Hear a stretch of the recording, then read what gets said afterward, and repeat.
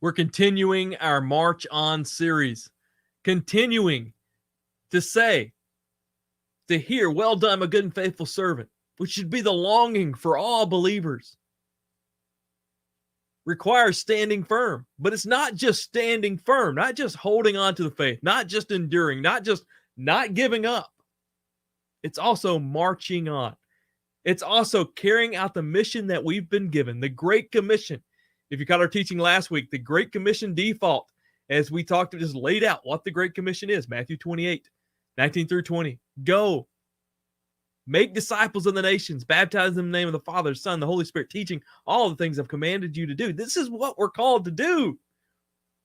Then Jesus said, recorded in Matthew 4, as he called the disciples, he asked them to follow him, and he'd make them fishers of men. That fishers of men is the Great Commission. That's what we do. Follow, fish. And we need to participate in the Great Commission. I've heard often it said, well, Jake, this day and age, I mean, really, who hasn't heard the gospel? Surely everybody's heard, or surely everybody has access to it. No, it's not the case. There is plenty of work to be done. Check out this graph here. So this is referring to the world. So you see that blue circle there, if you're able to see the graph, the world, 11,500, 11, get it out a little bit, 11,495 people groups. There we go. Representing 7.2 billion people. Out of those, over 11,000 people groups, there is 68 of those, 6,800 of those considered unreached. Unreached means that there may be some believers there, but it's not a large establishment of believers that could reach that people group. And then there's 3,200 who are unengaged, meaning there's basically no Christian influence there at all. That's the world we live in. 2.4 billion people unreached. 250 million people unengaged with the gospel. And then we know, we see it just our neighbor across the street. Even though it's hard to imagine someone living in the West, living in the States, especially living in the Bible Belt down south where I'm at, that someone would not hear the gospel, but it's the case. It's the case. There's a lot of work to be done. We know from Matthew 24, part of the signs of the return of Christ and the end of the age is that the gospel will spread to the ends of the earth. Now, I'm not sure how the Lord calculates that. Mission groups look at people groups and how to reach them. In the past, maybe it's looked at nations and places and things like that. But the gospel needs to spread. And as you look, there's still work to be done. It's not over by any means. And we've been called to participate in that. And I challenge the default. The current default is, if the Lord makes me, forces me, then I might go. But really, the call should be, if we believe in Christ, we should have a desire to go to the front lines, to go to the unengaged. And then the Lord may say, no, that's not where I want you. I want you here. And we should have the willingness to serve there, but the desire and the willingness to serve wherever he calls us. And as we wait to get wherever he calls us, we should bloom. That should be the default. But I wanted to make it clear, there is a lot of work to be done, but there's coming a time when we can no longer work. There's the night principle. Jesus said in John 9:4, as long as it's day, we must do the works of him who sent me. Night is coming when no one can work. Now, Jesus referring in particular himself, there'd be a time when he would ascend back to heaven. In particular, overall to his people, that there's going to be an end of the age. There is going to be a harvest. There's going to be a final time. But individually, we're going to take a last breath, right? There's coming a nightfall when you can no longer work. And I know you see the picture here. We're like, well, those guys are working at night, with lights and all that stuff. You can work at night. I love annoying my neighbors and mowing at night. Just to not to hack them off, but it's just seems to work for me. Which never is a terrible job. When you think you had it looking good, then you get up the next morning, you're like, whoa, what did I do? But so we say, well, you can work at night. No, he's referring to the time clock ending, the end of the age when no one else can be reached, where the gospel can spread no more. And even though it's a promise, it's going to go to every people group. Not every person in those people groups are going to come to Christ. There's going to be representations of that as we see it gathered around the throne, people from every tongue, tribe, and nation. That beautiful picture. But there's a principle that nightfall is coming. Now, again, we know it's the end of the age. We know in particular in our lives, it's our last breath, but we haven't seen the nightfall, but we have seen a nightfall over the last couple of years with COVID-19, the responses from government, just the aftermath of that, or the ongoing math of that. That's probably not how you say that. But it's definitely restricted things. Some of you live in nations where you basically couldn't even go outside this past year. The travel being restricted and still being restricted based off of vaccinations and those things. It's changed the world. We go back just to 9/11 made it a little more difficult to travel. A night has come. The opportunities and freedom and flexibility that we had here in the United States in particular, maybe across the West, maybe other places, it's become a bit more restrictive than it was. And I believe we should look at this COVID time as a warning. Our good friend Chadwick Harvey says it's a shot across the bow to wake us up. And we would be foolish. I would fail as a teacher of the word and as a pastor, not to say we can't be the same. We've got to wake up. We've got to respond to that. It's not about getting back to normal. No, it's getting back what we should have been all along. But this nightfall that has come should wake us up. Hey, something could happen. And we know prophetically things are going to happen. Things are going to make the Great Commission more difficult. Now, as we've talked about in previous teachings, within that difficulty, the perseverance of the church and continual faithfulness has an impact. God seems to accomplish more in difficult times for believers than he does in times of ease. But at the same time, there are restrictions coming. This night principle is going to occur. One of the aspects in prophecy that we've talked a lot about is that it seems very clear. Revelation 17, 9 through 11 to me is the linchpin of this. When it talks about the final kingdom likely being this Ottoman Empire, this Islamic Caliphate. And it's not just there. We see it in other places. We've got other videos about that you can find in our Stand Firm teachings. You can go back to the origins of the Antichrist and the deception of the Antichrist and hear about that as we've taught on this. But for a Middle Eastern power to rise, then the West has to diminish or continue to diminish. With that, a minimum, it's going to impact our pocketbooks and impact our way of life. Maybe we're already seeing that. We're at least seeing some financial challenges now. We've seen them in the past. With every financial challenge, it limits the opportunities that we have carrying out the Great Commission. I mean, right now, if you're watching and you're in the United States, the platform that we have to use our freedom, to use the resources for the Great Commission is absolutely mind-boggling. And so what I wanted to talk about tonight was, while there's still daytime, before night is coming, before another challenge is coming, let's take our freedom.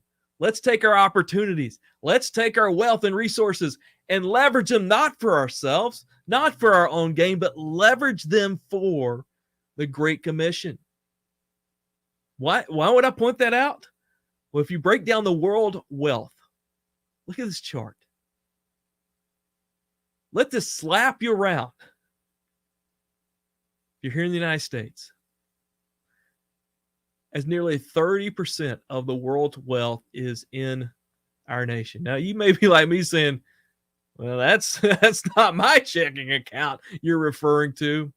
Still, no matter really where you're at financially, you have the opportunity to participate in some way in a greater wealth than, unfortunately, other places in the world. This is an opportunity.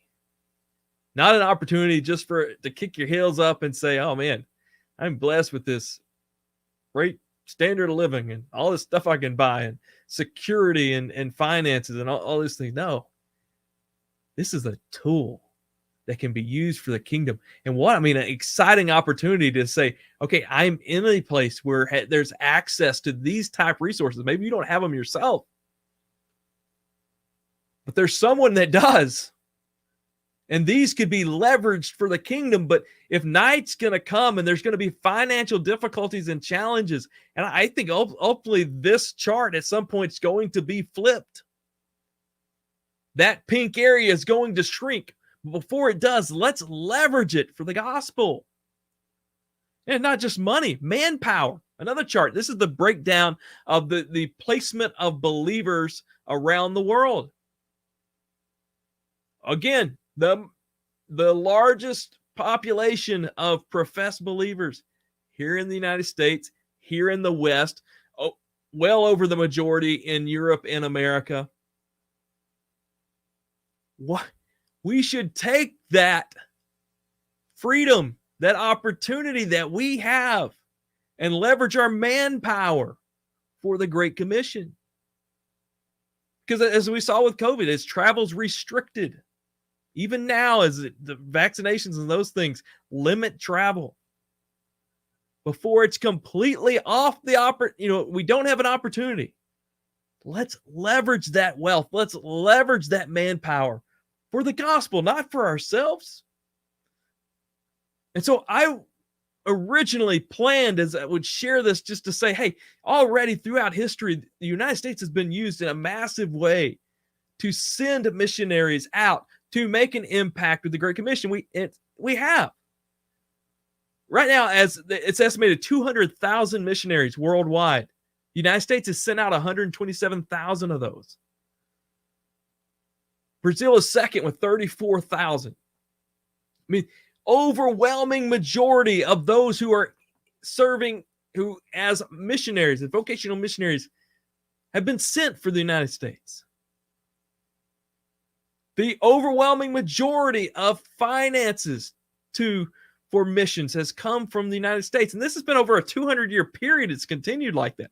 That's amazing. And so my thoughts were, this is happening. Let's just leverage it more. Let's make sure we don't back off this. Let's take it up a notch. But then I started diving in the actual statistics of the money spent and manpower spent for the Great Commission. I want to tell you, it's absolutely sickening what is left on the table for fulfilling the Great Commission. And I just had to share it. But listen, personally, the Lord has given you opportunity. He's given you freedom. He's given you resources. He's given you access to resources. Let's leverage them before we can't. And listen, we ain't doing squat. Listen to these statistics. This blew me away. Worldwide, the annual income for church members is $42 trillion. I know that sounds like a government bill that's being passed for something, right? No, this is the income within church members, within evangelicals. Likely most of our circle who's viewing, $7 trillion. I don't know what what $1 trillion is. I don't even know how many zeros fall in that. This is a good chunk of change. And listen how it's used. 700 billion of that is given back to Christian causes. Again, I'm not very good at math, but I don't think that's even approaching the 10% mark. But still, that's a good chunk of change. Ironically, it's also the same amount that Americans spend for Christmas each year for Christmas gifts.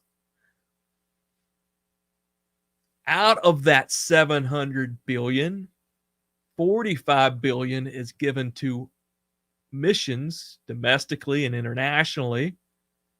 It sounds like a good chunk of change, but it's only 6.4% of the money given actually goes into the field of reaching people. Now, granted, some of these figures goes into some way of reaching folks, but actually directly towards mission, only 6.4%. Listen to this comment that was made. Americans have recently spent more money buying Halloween costumes for their pets than the amount given to reach the unreached. This is heartbreaking. This hits home too. That's also how much we spend in America on dieting programs. But listen to this. There's more money embezzled in Christian causes than is given to missions. Listen, if you're taking money that could go directly to the gospel, it's absolutely evil. And you have blood on your hands. And they break it down to how it's used. 96 or nearly 97% goes to this pastoral ministries of local churches, which I'm a recipient of this. You know, it's pastor salary, pastor stuff, churches, upkeep of church, and all that stuff. 2.9% goes to actual missions here in the United, home missions in those same Christian countries, because not just talking about the United States here. And only 0.3% goes to reaching unreached people. No, well, this is even worse. 0.3% goes into reaching the non-Christian world, and it's a much smaller percent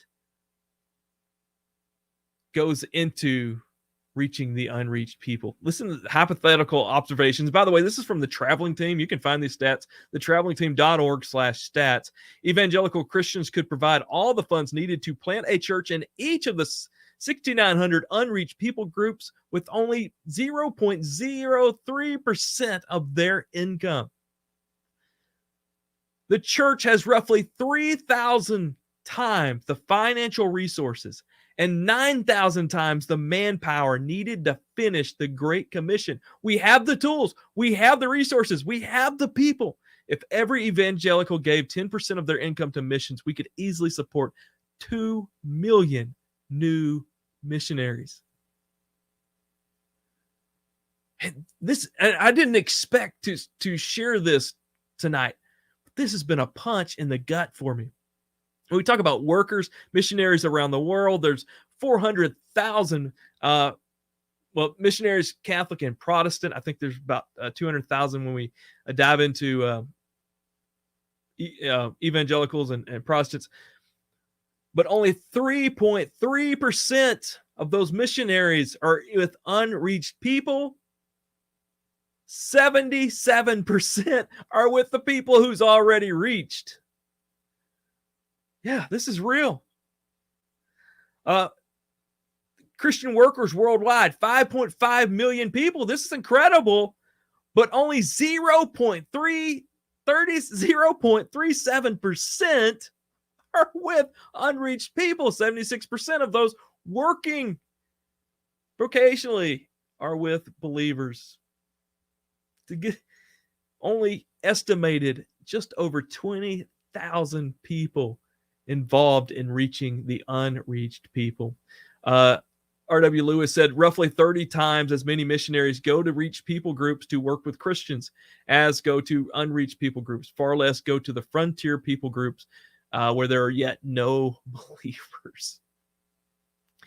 And I love that this point. A few other observations. The ratio of unreached people group workers to total unreached world is one missionary for every 216,000 unreached people.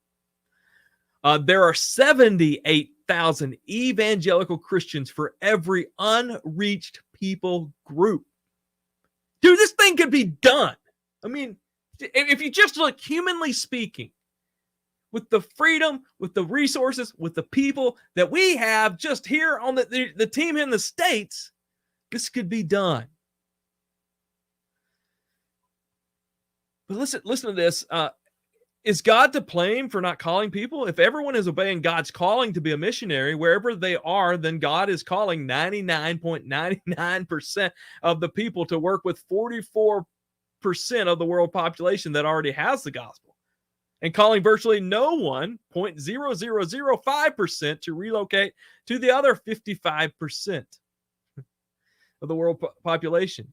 You have a better chance of being in a plane crash than being one of the few missionaries to the unreached out of the 2 billion Christians in the world.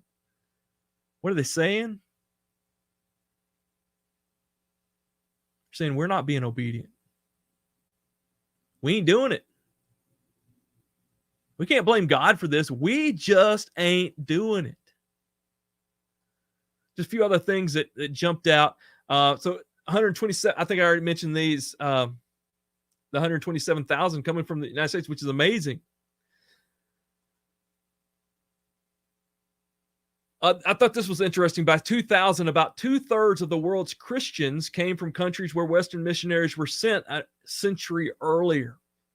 It works. Carrying the gospel, doing the Great Commission works. That's all I'm saying. And I forgot to mention this. I mean, yes, the United States is doing an amazing job in sending out a number of missionaries, but we're number 9 on the amount of missionaries per believer. It's hard. I'm not good with math, but okay, this is so per million Christians, the United States sends out 614 missionaries.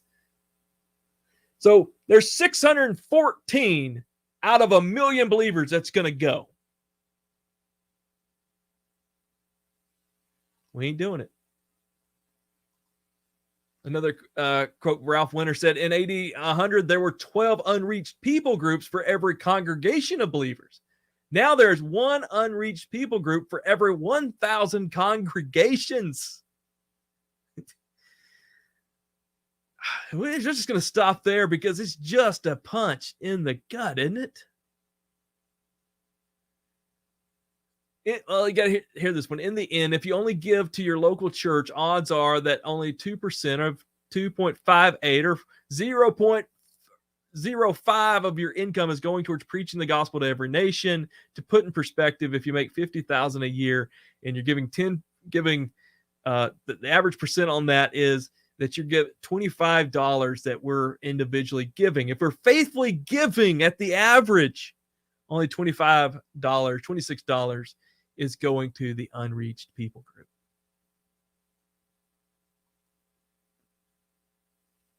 Man, it's just a punch in the gut, isn't it? Forget talking about nights coming. Let's just do it. Leverage what we got. Leverage what you've got. And I think it's going to take this new default, which should be that we should expect, desire, and be willing to go to the front lines of the Great Commission. It's the 1040 window, Northern Africa, Middle East, that we should seek, hear, obey, and bloom where God called us to do the Great Commission. So desire and willingness to go, expect to go, but be willing to hear the Lord and stop where he tells us. And then as we're waiting to figure all that out, let's still do the Great Commission and bloom where we're at. We have a lot to leverage. Wherever you're in the world, there's something you can leverage. Let's don't leverage it for ourselves. Let's don't even leverage it for our nation. Let's leverage it for the kingdom, for the Great Commission. This thing can get done. It's not that we're not leveraging what we got. It's that we just ain't doing it.